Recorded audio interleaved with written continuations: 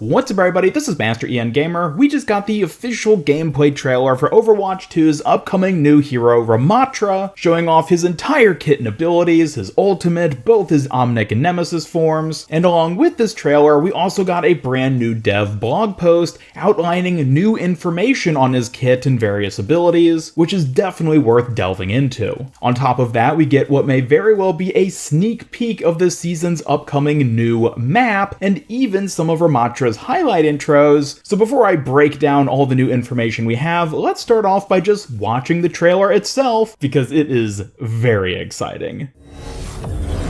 I do not fight for myself. I never have. Together, we are unstoppable. This is not my victory. It is ours. It's Hanu. You are finished.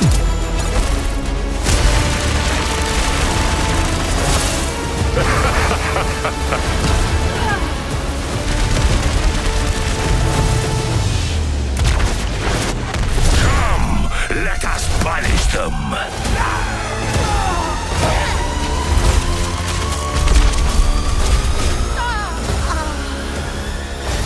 You were warned. Fight with me! Fight until you fall! I will break before I yield.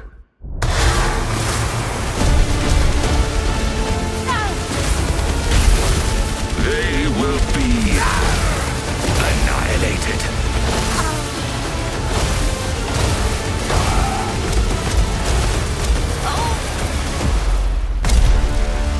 This is not cruelty. This is justice.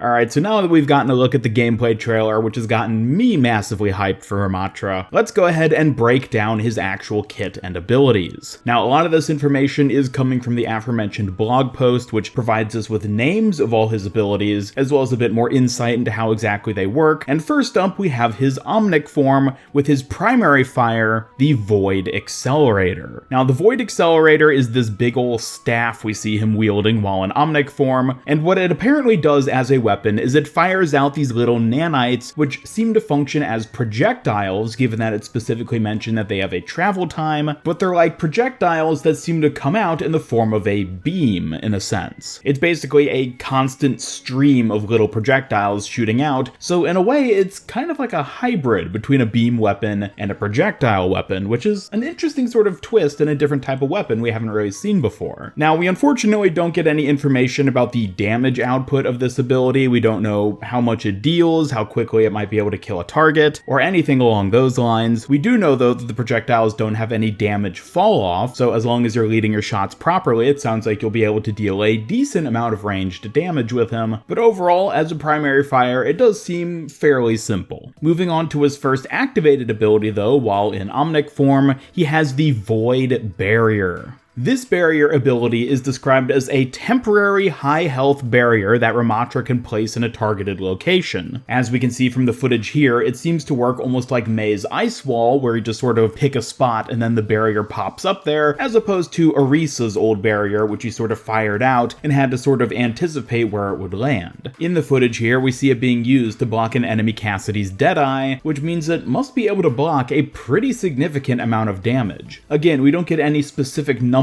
here, unfortunately, regarding the duration of the ability, just how much health or damage it can block, but based on what they're showing and saying of the ability thus far, it seems like it's going to be a pretty sturdy barrier, but ultimately one that can't really be moved around in the same way you might be able to more easily with Reinhardt or Sigma.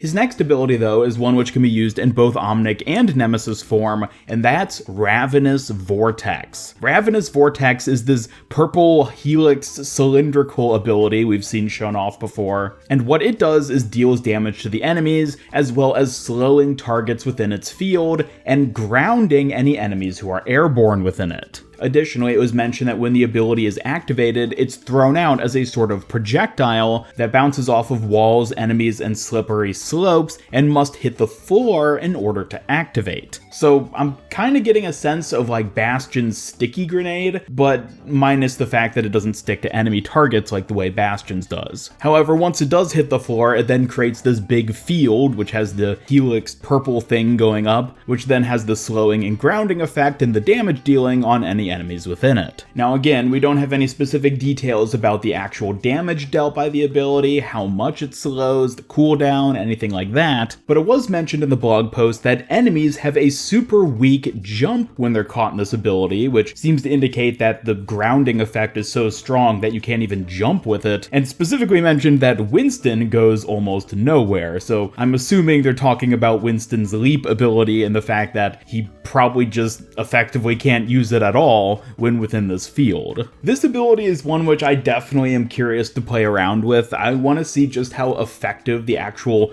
grounding aspect of the ability is. Like, could you throw it at, let's say, the edge of a cliff where like a Pharah is flying just over the edge, and if she gets trapped in it, will she just get sucked down off the edge of the cliff? There might be some potential for some fun little Reddit plays, should we say, when it comes to this ability, but it's definitely one which I'm eager to get to play around with and see how it works. Moving on to perhaps the most exciting part of Ramattra's kit though, we have his second form, Nemesis Form. When he enters Nemesis Form, he gets a whole new set of abilities and becomes this big, tanky, brawler type character who can run around dealing damage with his new primary attack, which is called Pummel, which fires out a short-range shockwave, which can deal damage to enemies as well as pierce enemy targets. So it seems like the shockwave just sort of penetrates enemy barriers and heroes alike, meaning you can potentially do quite a bit of damage with this ability if the enemy's all clustered together. His other main special ability while in Nemesis Form is the block ability, where he holds up his arms in front of himself to block frontal incoming damage. Now, unlike Doomfist's power block,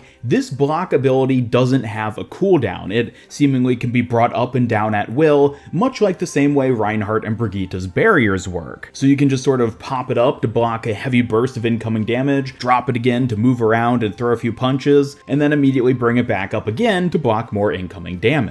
In the blog post, it was also specified that while using the block ability, it reduces the damage from sources like Hanzo and Torbjorn's ultimates, despite the fact that those aren't distinctly frontal damage. Now, that's a bit of a weird one because it's also mentioned in this blog post that apparently it doesn't reduce any damage from his sides or behind, so I'm not sure how it would register something like the Hanzo Dragons or the Molten Core Lava, since those wouldn't technically be frontal damage, but according to the blog post, those do get blocked. I feel like there's going to be quite a bit of experimenting and testing that goes on with Ramattra once we finally get access to him, because based on the way they're describing the character here, it does seem a bit weird as to how it determines what can be reduced in terms of damage when it comes to the block and what can't. I'm guessing anything frontal based coming at him is for sure going to be blocked, anything from the back for sure won't, and then any sort of AoE ambient damage like, Hanzo Dragons, I guess that will also be reduced as well. We'll see, I guess, though. Definitely something that's going to have to be played around with and tested a bit. Also, in this blog post, it was clarified that Nemesis Form has an 8-second duration and an 8-second cooldown, which means you can technically spend as much time in Nemesis Form as out of Nemesis Form, because you just, 8 seconds in, 8 seconds out, 8 seconds in, 8 seconds out. But it seems like you're probably going to want to play with it a bit more strategically. You aren't just going to always want to pop into Nemesis Form, because you do get much more range potential and that barrier ability as long as you stay in Omnic Form. And now, finally getting on to one of the other most exciting aspects of Ramattra's kit, his ultimate ability, Annihilation. When his Annihilation ultimate is activated, Ramattra automatically goes into Nemesis Form, and then produces a wide AoE damage field around himself that continues to deal damage to enemies for as long as there is an enemy within its aura. Specifically, the duration of the ultimate will never come to an end as long as there's at least one target within that field taking damage, which means theoretically, this ultimate could potentially last forever. As long as the final target never dies, you could just keep dealing damage with it, and then Ramattra will stay in Nemesis form and keep dealing damage with his ult. Now, I'm sure that's not going to be a very realistic scenario that happens very often, but again, it is another very exciting mechanic of his kit that I'm very eager to see how it ends up working, and at the moment we unfortunately don't have any numbers or anything in terms of just how much damage it'll end up doing, but at the very least it does seem like it's going to be a pretty effective form of crowd control just by the very nature of the ability and the fact that it basically forces the enemy to either leave the circle or die. Another key detail that's worth noting is that while he is in this Nemesis form as part of his ultimate, he also gets all his other Nemesis form abilities as well, being the pummel punch ability and the block mechanic. So as long as he still has his ult going, he can just sort of run around punching people from the sounds of things, which definitely sounds like an intimidating foe to go up against. So overall, it definitely sounds like Ramattra has a pretty cool kit. The whole double form with the Omnic and Nemesis form is a pretty interesting mechanic. It's kind of like taking Bastion's dual form and making it more complex by having more abilities tied to each version of it. So I'm definitely eager to get to play around with Ramattra once he's finally in game and really see how he feels as a tank. He does potentially seem a bit strong in a few areas, but it really is just going to take some actual play testing to see how he plays out, and I'm sure there are going to be sufficient counters to most of his kit and abilities. So I'm not really worried about his introduction to the game, but I am definitely looking forward to getting to play him. Now, a couple other quick things that I think are worth pointing out in this quick gameplay video is what appears to be a sneak peek at what very well may be the upcoming new map for Overwatch's second season,